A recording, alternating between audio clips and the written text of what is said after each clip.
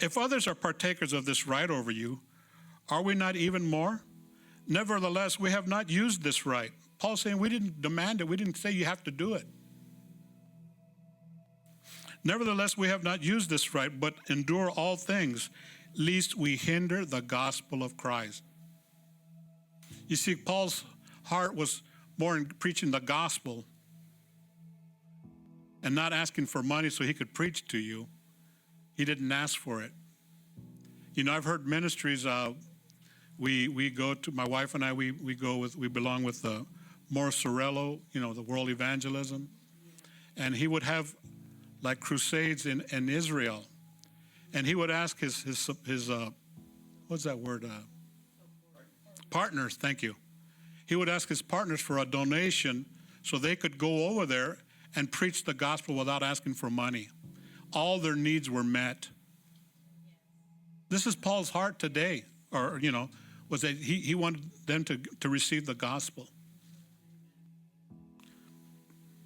Do you not know that those who minister the holy things eat of the things of the temple, and those who serve at the altar partake of the offerings of the altar? In the Old Testament, the tribe of Israel was to bring their tithes and offerings to the house of God, to the Levites, and that was their means of support for them and their families. Are you getting this? Verse 14, even so the Lord has commanded that those who preach the gospel should live from the gospel. Support from the church. But I have used none of these things, nor have I written these things that it should be done so to me. For it would be better for me to die than that anyone should make my boasting void.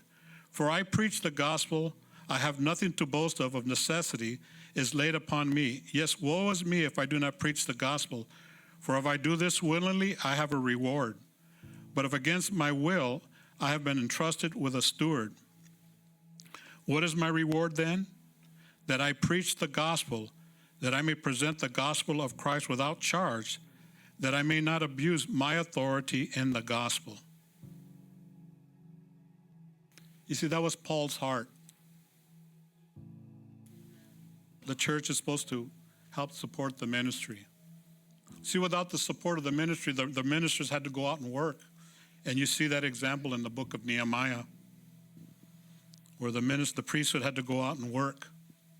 The priesthood is supposed to be before the Lord, our face to the floor, seeking his face, seeking his counsel. What would he have us do for his people?